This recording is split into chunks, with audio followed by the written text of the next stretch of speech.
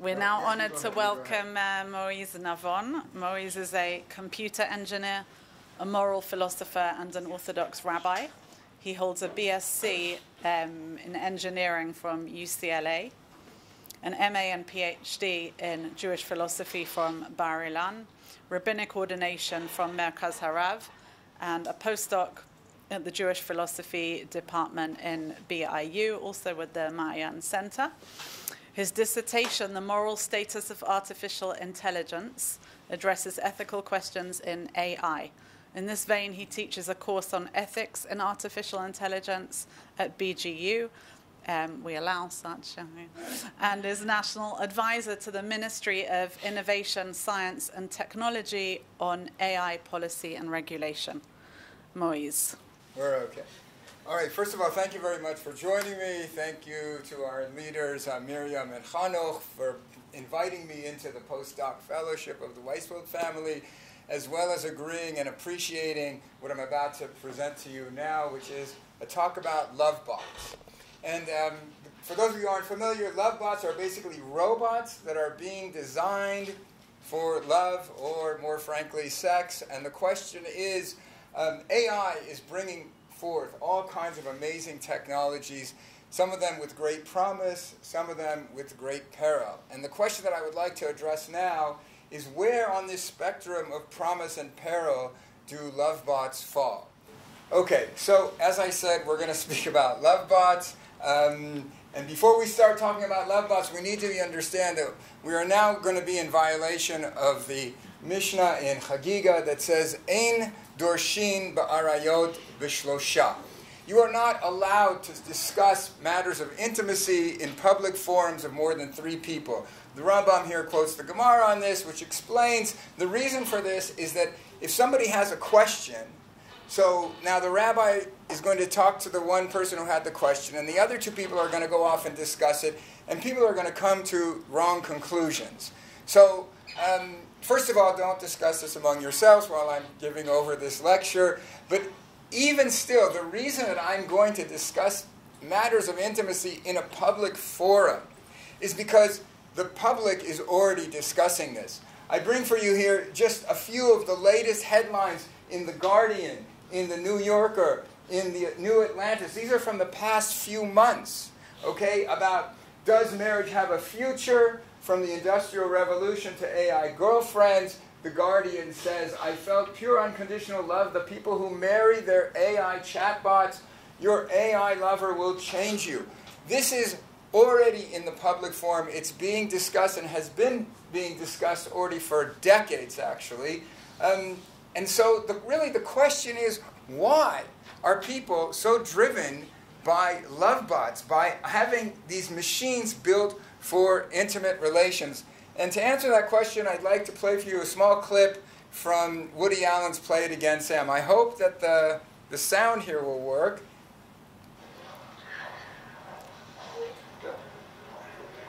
It's quite a lovely Jackson Pollock, isn't it? Yes, it is. What does it say to you? It restates the negativeness of the universe, the hideous, lonely emptiness of existence, nothingness, the predicament of man forced to live in a barren, godless eternity, like a tiny flame flickering in an immense void, with nothing but waste, horror, and degradation, forming a useless, bleak straitjacket in a black, absurd cosmos. What are you doing Saturday night? Committing suicide. What about Friday night? Okay, so I hope you understand what is being said here is the answer to the question I asked, why are we so driven to build Lovebots? Men are obsessed with sex, and Judaism wouldn't be against that idea. Judaism, of course, would take issue with the idea that we're living in a bleak, godless, empty, vast, infinite nothingness. However, Judaism would not take issue with the fact that men are obsessed with sex. The Zohar says very clearly, when the evil inclination overcomes a person, it is by nothing other than sexuality. And here, I think it's important to explain that what does it mean, the evil inclination, the Yetzer Hara? So the Midrash says the Yetzer Hara actually is not Ra. The Yetzer Hara is just a drive. The Midrash says here, Amar Kadosh Baruch Hu, Ata oseh oto ra, Yetzer Hara masur biyadecha. You make it evil. The fact of the matter is that the Yetzer Hara is given to you. The Yetzer is really Yitziratiyut. It's our creativity. The Midrash explains, without the Yetzer Hara, Lo haya adam noseh isha, v'lo haya holid mimena banim, v'lo haya olam mitkayem. If it wasn't for the Yetzer Hara, we wouldn't do anything. The Yetzer Hara is not Ra. The Yetzer is a Yetzer. It's a drive. It's what gets us up in the morning to go and do what we do. The problem is that we make it bad. We take this drive and do evil things with it, and that's why it's called the evil inclination. It's just an inclination. It's a drive to do things. So now the question again is, what are we doing with this drive? What are we doing with Lovebots? Is that a use or an abuse of our drive? To answer that question, so I take you to the secular debate before we get to the Jewish debate. One of the most famous people who are in the Let's Build Them camp is a guy by the name of David Levy. He wrote a book in 2008 called Love and Sex with Robots. Basically, he says love with robots will be as normal as love with human beings. He welcomes this opportunity to bring technology to our service. Against him are people like Sherry Turkell. She's a sociologist at MIT. She wrote a book called Alone Together. She explains why are people going to be driven to relationships with machines. She says the machine could be preferable for any number of reasons to what we currently experience in the sometimes messy, often frustrating, and always complex world of people. So what she's saying is people are difficult. And if we have machines that can do what we want, when we want, how we want, without all the complexities, so we're going to take the easy route. However, she goes on to say, but a love relationship involves coming to savor the surprises and rough patches of looking at the world from another's point of view. If you think the relationships are just about getting candy, so you're going to remain a little child in a candy store. Relationships are about developing the human being. It's about growing up. But that's basically the two sides of the secular debate. I take you to the Jewish debate, which, funnily enough, is actually very powerful from both sides. We start with the comment of a religious Jewish blogger. This was in Hebrew originally. I translated it. And this is how I got into this whole subject. He writes as follows.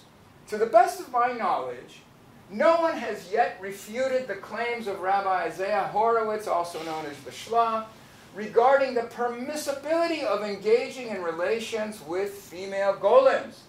Until such a refutation is made, it may be said that from a Jewish perspective, sexual relations between men and artificial women are permitted. Who said that? A blogger. Oh. And so the question is, where did he get this? How did he come up? I have no idea. I can send you the blog. It's totally irrelevant. It's like an anonymous person. Now, he comes and he brought the Shlah. Let's look at the Shlah. That's really what's of interest here. Okay, so the Shlah is commenting on a verse in Genesis, Vayaveh Yosef et dibatam ra'a el avihem. So Joseph brought this evil report of his brothers to the father. Now the text doesn't tell us what was in this evil report, but the Midrash tells us there were three things that Joseph told his father about. The third one is of relevance to us. Hayu chashudim ba'arayot. The brothers were suspect of sexual immorality. So now the Shlah says, Makshim ha'olam. The whole world has a great difficulty with this. God forbid that the progenitors of the Jewish people, the leaders of the Jewish nation, could be suspect of such a thing. But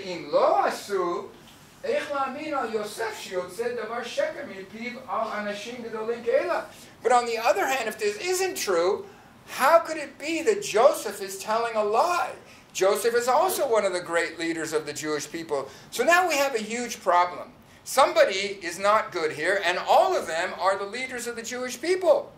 So the Shlah goes on to say, V'shamati shenimtza b'kovetz yashan, I heard that there is found in an old compilation, shebar'o hashvatim b'tzeruf otiyot misefer Yetzirah, that the brothers made out of putting letter combinations from the book of creation. Sefer Yetzirah, for those who aren't familiar, is a Kabbalistic text from which God created the world, and we too, if we figure it out, can make things like people. Bar'o nekeva, they created a woman, v'hayu mitaylinima, and they were strolling with her. That's a euphemism. V'hayu mitaylinima, v'Yosef lo yada mizeh, but Joseph didn't know that this was a golem. And so the Shla concludes, Harei lecha ki hashvatim hayu tzadikim v'gam Yosef hayat hu tzadik yesod olam. And so basically he has now saved the family. How? Because if this was a real woman, a human being, they would be liable for all kinds of sexual impropriety. However, if it's a golem, a conjured being, so nothing happened. It's perfectly permitted, as our blogger said. They didn't do anything, and Joseph, he didn't know that, so he went to tell his father to try to bring the family into order. So he's not lying, and they didn't do anything wrong, and everything is good, except for the fact that now we have a permit to have relations with Lovebots. So this is just a midrash, it's an old compilation, but it's brought halachically. So the Munkat Rav Tzvi Hirsch Shapira from the 19th century in his Dark Age Shuvah says, Ulami divrei Shla, he goes on to quote the Shla that we just read, and he concludes, De ein lo legolem, Torat Adam klal l'shum davar sheba'olam.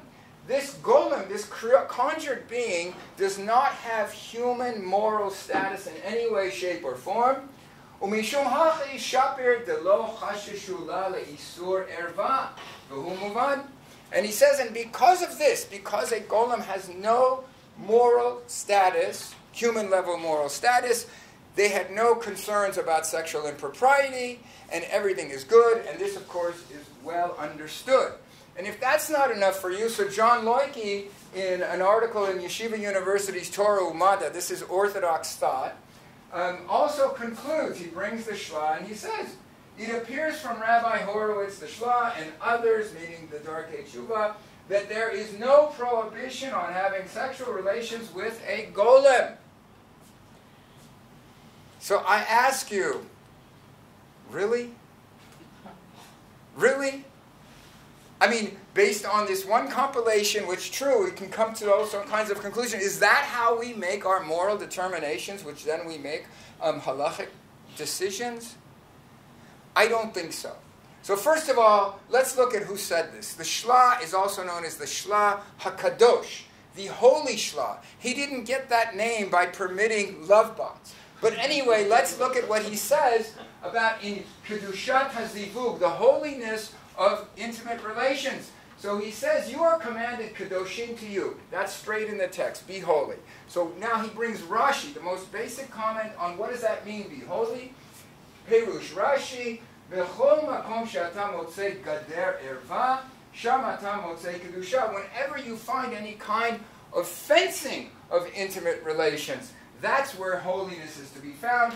And he says, Perush ledvarav, inyan kedusha hi prishut biyoter. And so you should be withdrawn from this activity as much as possible. He doesn't say you should abstain, because he says that if it's done properly, it's kadosh me'ot. Okay.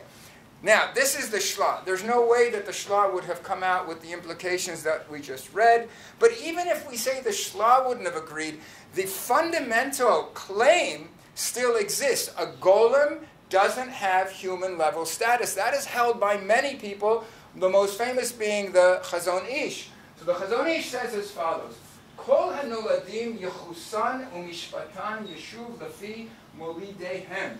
So it says that everything, how do we determine the status of any kind of being in the world? We go by their parentage, from who they were born. If you were born to a lion, you're a lion. If you were born to a spider, you're a spider. If you were born to a human being, you're a human being. Shenivra b'sefer Yetzirah, nira de'en lo kol zechuyot Yisrael v'karov she'en lo gam zechuyot Adam. However, if you're a conjured being, whether you're by a Kabbalist or a computer scientist, you have no moral status. Okay, not as a Jew. He brings up as a Jew because there's a discussion. If a Jew made a golem, then it's Jewish. He says that's not right.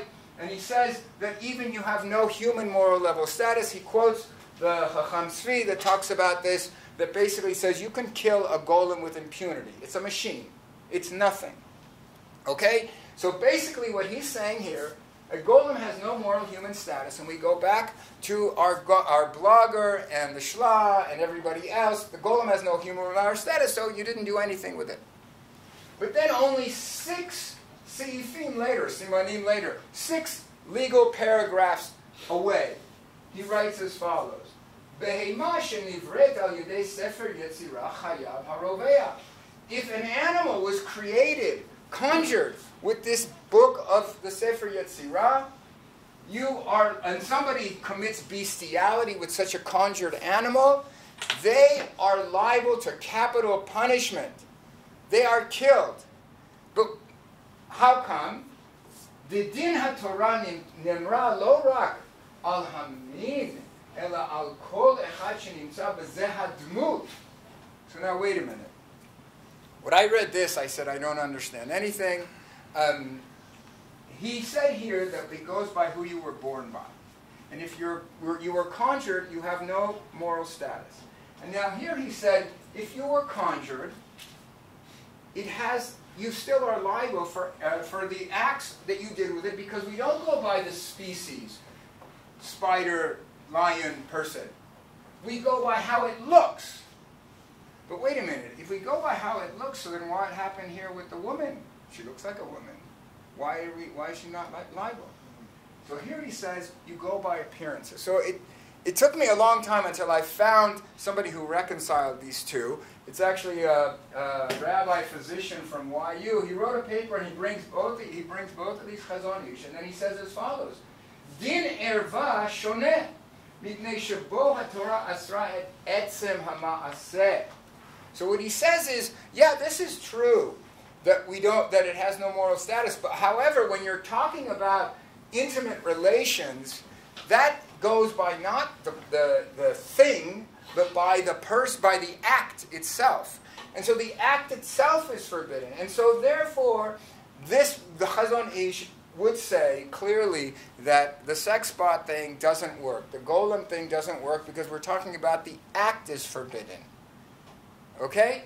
So now, even if we let's just put aside this whole halachic discussion, because it's not only by a midrash that we determine our values, and it's not by a psak halacha that we determine our values. There's many things that go into establishing Jewish values. I think the most fundamental thing that we're talking about, the heart of this whole discussion, is relationships. And we learn that in the very beginning of the Torah. It says, and the Lord God said, it is not good that man should be alone. I will make for him a helpmeet, an Ezer Kenegdo. And who is this Ezer Kenegdo? What is this Ezer Kenegdo? So the very next verse says, and out of the ground the Lord God formed every beast of the field and every fowl of the air and brought them to man. But for Adam there was not found an Ezer Kenegdo.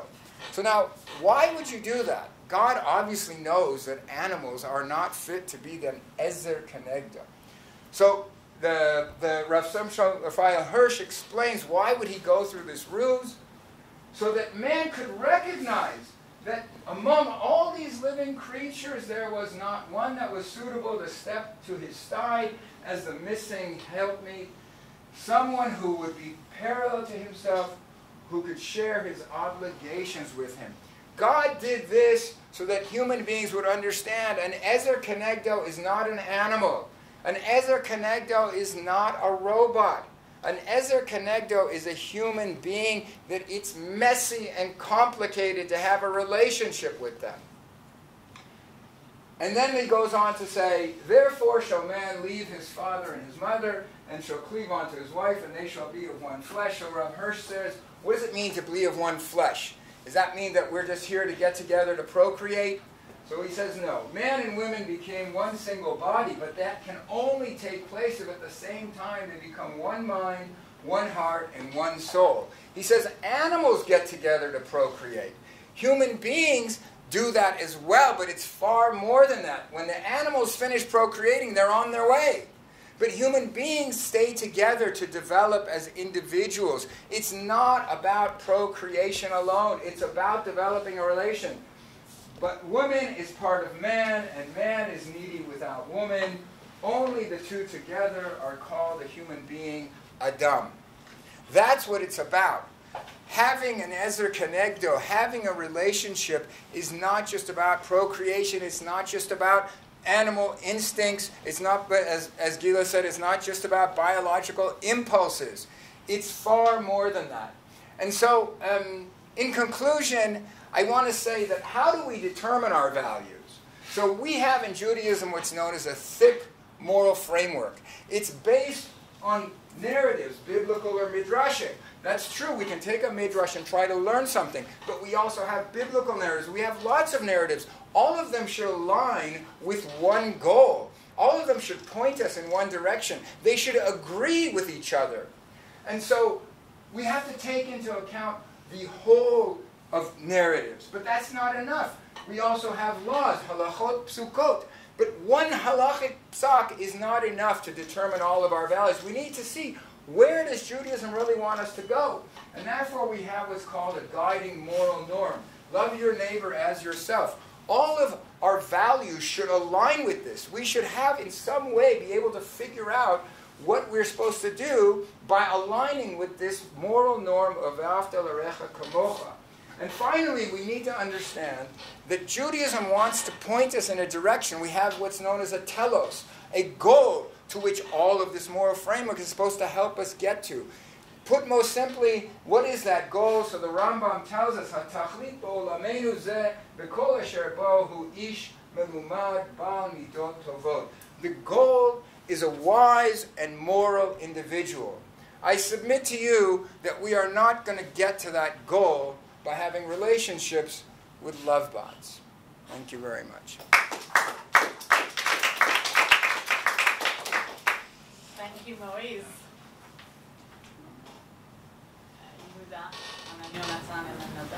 So, as you, it's tremendously interesting, like everything you do is tremendously interesting and edifying and terrifying, but then you reach.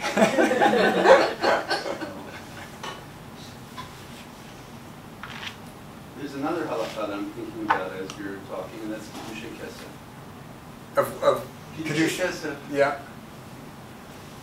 If I wanted to make an argument for Lovebots, maybe I don't need to go to the Shlo. Maybe I start with the first mission on the Sefer Kedushin. Vayisha miknei. Vayisha miknei, the way a slave was. It's Alexa. It's a what? Alexa. Yeah. Right. So like, because the very structure of Kiddushin seems to militate towards this kind of sense that marriage is many things, but there is the object-like acquisition of the woman's sexuality baked into the halakha. So then I might want to say, why not extend it to a sex part? I would say that it's a misinterpretation of kinyan. How so? Because, you know, that where do we get this kain was kaniti ish. She didn't koneh him. She didn't own him. It's a relationship. It's a bond. I do not believe that it's koneh like a snake. No, but that's not. But they're not. But Chazal, they don't call kiniti ish Hashem. They call it kikach ishisha, right? No, I disagree. I disagree. I don't think that the halacha had in mind owning a woman like a slave. I don't think so. If you look at the if you look at the Rabbanut today. Yeah. Oh, okay. So the Rabbanut. But in a different question in terms of the statement of the social problem. Because that scene from Woody Allen. Yeah. I could talk about it for very long. But the problem, yes, it's sort of like that his fixation on sex is, but there's also what she says, and like part of the beauty of that scene is that it also speaks to our cultural moment, the existential desperation, right? Who turns to something like this, right? What does it mean? I mean, in terms of like the place for religious language in healing, the discourse here, and Another movie that I'm thinking about is, I think, the movie with Joaquin Phoenix, Her. Her. Yeah. Her. And also what makes that a beautiful movie at the end is that there's a sympathy towards people who, out of sheer loneliness, turn to these computerized systems, and they're starting from the recognition, like at the end of the movie, that from the recognition of that loneliness, they're actually able to build. Right. So a relationship. The idea, first of all, her very much brings to forth the whole idea of what's going on today with Lovebots and chatbots. Right. I mean, there was a woman named Karen. She uploaded 2,000 hours of her speech and text and conversations, and now you can go to this website called Karen.ai, or at least you could have before she pulled it down. And for $1 a minute, you could be her friend. In the first 2 weeks, she made $70,000. Okay, so now this is out there. It's already happening, and yeah, there are lonely people. But where do we draw the line? When does a lonely person try to make the effort and somehow, and where do we accept that it's not going to happen? And so I agree with you that it's answering a need, but I think that it's making it too easy, and we're going to tear apart the social fabric. It's a terrible answer to a genuine need. Yeah, I agree. So then somebody once put forth the idea, one of my students actually, that said, maybe it should be confined to therapists, and just like psychiatrists, psychologists suggest drugs or therapy, so this could be one of their drugs in the package. But the people out there, nobody just gets to have this for free. You have to have had a recognized need. So I could understand that. But to make this available like it is today is a problem, because like Sherry Turkel said, people are going to go to it. I'm just going to change around the order a little bit. I'm sorry, because I just have a burning need to just say a lot of the perspective that I'm hearing is from the male perspective. What's my question? So much. The halachic texts, the biological definition of the man as continually, and I mean, I just sort of Alexa as Ezel Connector, why is Alexa given the name of a female and a female voice? So I'm saying it's not just you, it's also Alexa. The film Her is from the male perspective, and that doesn't get to the physical relationship, right? At that point, he kind of can't, he can have all of that kind of conversation and intimacy that maybe he can't find. Like it juxtaposes the Woody Allen, right? And the Barbie movie is also very relevant here, but I'm just going to call on you and the whole perspective to just shift. What about the male golem? Yeah. So what about the female need? Right. What so about a non-gender? Like, okay. So I've been asked this question. Animal perspective. Yeah.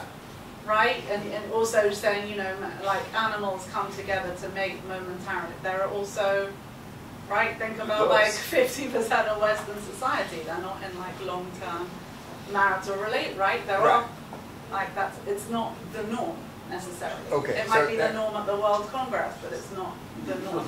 Okay, right. So I mean, two answers. Number one, about the male-female thing. So I've been asked this before, and I looked up, studies have been done. The interest of women is like in the 10%, 15% versus men.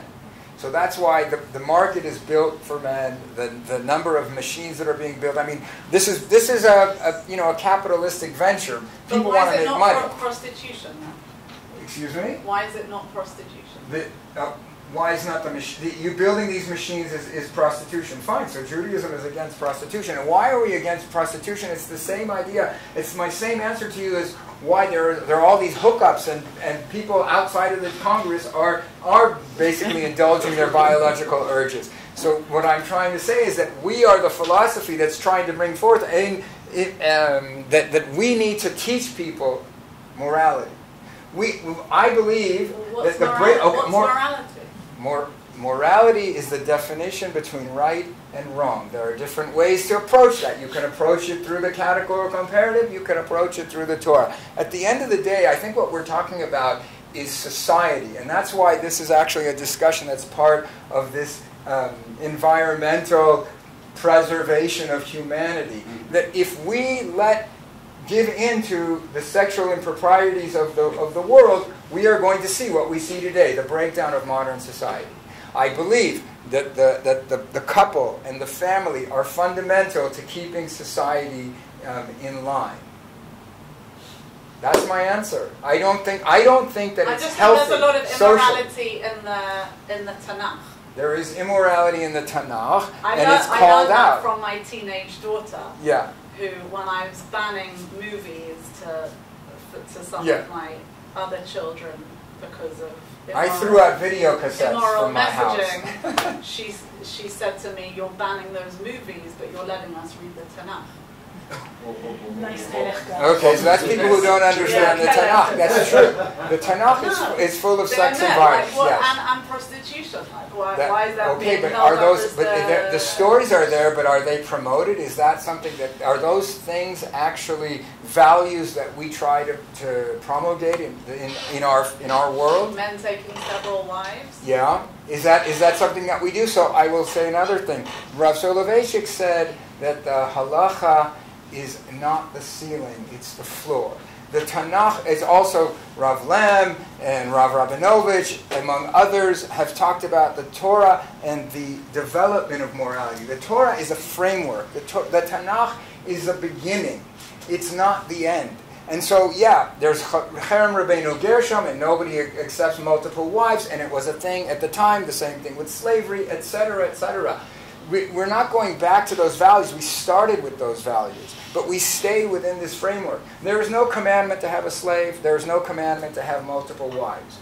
Those were things that were permitted in the time when the society was built like that. Postmodern relativist ethics. I don't think so. We have an order of questions about Chanoch, and then we'll come back to the order, and then we'll add. Thank you so much for your talk. Thank you. Now, I have a question. I'm not sure what you will say. Okay. אני עכשיו צריכה להגביל כל אחד לשתי משפטים. Wow. So I will be very, very short. You know that my question is, do you think that halacha is the way to deal with this type of question? You know that I know that your answer is yes, and my answer is negative. Not at all. And I think about Kant and the way he deals with the question of the ethics of dogs. Because you may say you can behave as everyone for the dogs, but it changes you as a subject, what I mean. But just to add one very important source, and it's relevant for you, is the Bible. There is a woman, a very famous woman, Ma'acha bat Shalom. She made a love toys. She made for herself love toys because her problem with her husband. And Asa, her son, destroyed. Not because it's not ethics, not because it's part, because for him it was a result. And that is really important here, because when you're going back to the question of the creation of human being, it's not only a question of sex and relationship, it's a question of the divine image of human being.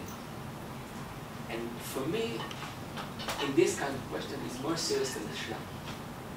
It's more serious than the Gora. I'm really sorry. Yeah, no problem. We have to finish. Yeah. So we want to just... No, it's good. He said way too many things. The only thing is, of course, that I believe that halacha is the embodiment of moral values. Anyway, that's everything else I agree, and we'll have to expand. Yeah. No, I don't know that. Yeah, we're going to have to, but I think it's okay because we have like the people who wanted to ask questions are going to be speaking today, so that's kind of second invitation to participate in the panels today, so that we can kind of continue the discussion or avoid the discussion. Really, really thought-provoking. Thank you so much. It's all going to be here. We're just going to be here today.